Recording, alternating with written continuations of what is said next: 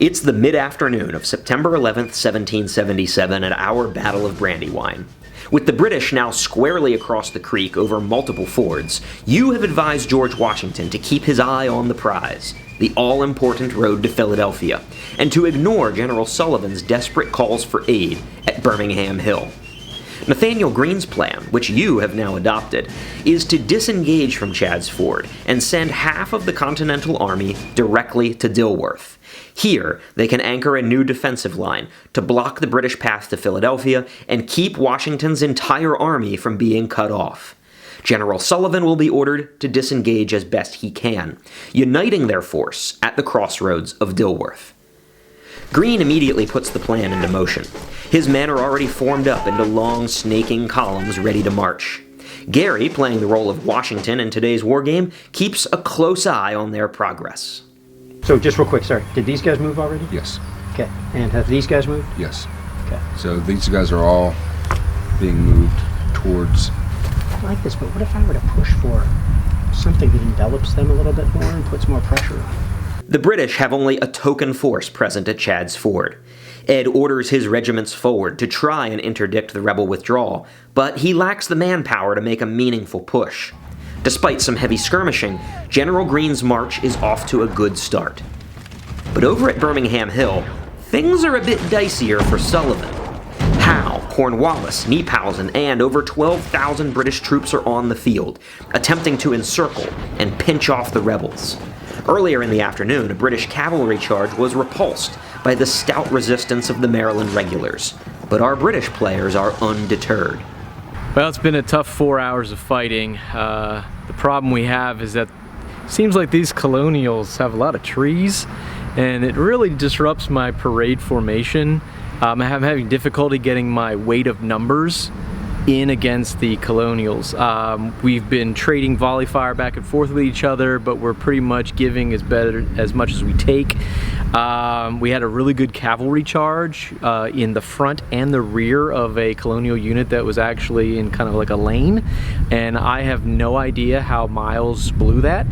But it was repulsed, and they're still standing. They're kind of like this thorn in the middle of that board. So hopefully they will be removed. Earlier in the battle, recall that Washington did personally supervise a division marching to Sullivan's relief, so at least some reinforcements are on the field. Just not quite as many as Sullivan had hoped.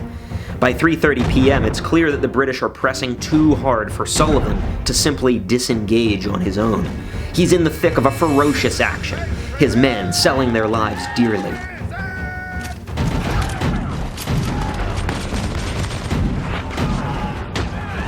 Since you're taking the initiative, you declare your charges first. Okay. And these gentlemen are going to come in here and hit this unit, right? Yes, General. All right. And I'll do my closing fire. And I got 4 bases here. I'm going to say maybe 2 bases from that one. The rules we're using for today's wargame are called Live Free or Die. You can find them on our website, littlewarstv.com. When a regiment is charged, as is happening right now between Miles and Gary, the defender can unleash a hasty volley, rolling 1 6-sided die per base in the regiment, and a base in this scenario equates to about 75 men. Every die roll of 5 or 6 inflicts a hit on the enemy. And when a regiment suffers 5 hits, they have to remove an entire base as a casualty and take a morale test. Suffice it to say, Sullivan's troops have been taking a lot of morale tests today. While his men fight for survival to delay the British, the leading elements of Nathanael Greene's column finally arrive on the Dilworth table. They've won the race to the crossroads, which will ensure that the American army has a line of retreat protected to Philadelphia. But the question is, just how much of the American army will be left after this battle? Because back at Birmingham Hill, the situation has gone from bad to worse. Miles, playing as General Cornwallis, drives a wedge into the center of the battlefield, splitting off Sullivan from Washington's reinforcements. With Sullivan completely encircled, Cornwallis urges his grenadiers and best troops forward to push Washington from the high ground of Birmingham Meeting House. After a short, sharp contest, the rebels are driven back with relative ease. Live Free or Die is a rule set that rewards troop quality and training, and Washington's reserves are just no match for the cream of the British Army. Only now is it clear that John Sullivan and his 5 brigades, some 8,000 men, are well and truly doomed.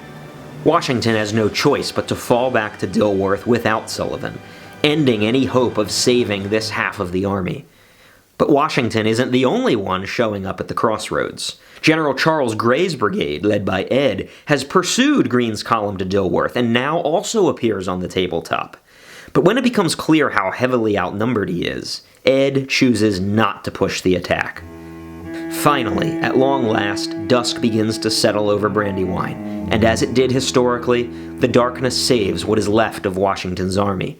The road to Philadelphia is secure, but the cost is nothing short of staggering. Washington has lost 40% of his army, with 5 brigades surrounded and trapped. Had something like this happened in 1777, it would have been a crippling blow that would truly have changed the entire course of the Revolution. Let's just say, thanks to you, we might be drinking a lot more tea in the colonies these days. Well fought. Well, the casualties were quite limited. Oh, yeah. And I think we will enjoy wintering in Philadelphia. I do too. I think hear you'll the- enjoy it as well, sir. You might want to tone the lads down with the looting and plundering.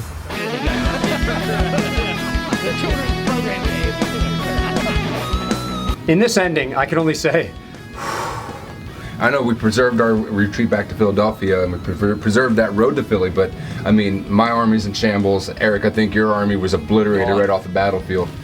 I don't know what good the road to Philadelphia does us if we only have, 1,000 soldiers against a mighty British force to hold it, right? Exactly. I'd like to just thank everybody who's watching, who's engaged with this experience, because let me tell you, I hope you have the opportunity to do it sometime yourself, whether it be little tiles on the board or miniatures. Do it if you can, and then take what you learned out to battlefields. We got to play this game on land that was preserved, 10.5 acres, by the members and supporters of the American Battlefield Trust, which made it extra meaningful. That's my take. Does this have any sort of application in the classroom, Eric? Yes, especially now, just as everything's changing, kids just don't want to learn about these battles and these old history textbooks and things like that. So any other alternative methods we can use to help educate on these battles, I think, is really beneficial for the students. Making things relevant to students and getting them engaged is the key. And that's one thing. I mean, we're shooting a video right now, but this is something you guys both do in the classroom as well, right? Yeah, we just want to thank Little Wars TV and Battlefield Trust for having us here. It's absolutely an honor for Eric and I to be here. And so if you get an opportunity, check us out on Bobblehead George and take a little adventure with us on the way. I'll second that. I'm a big fan of your channel, and I'm a big fan of Little Wars TV channel as well, so check them all out. Click subscribe to any of those channels you go to, and we think you'll be happy with what you see.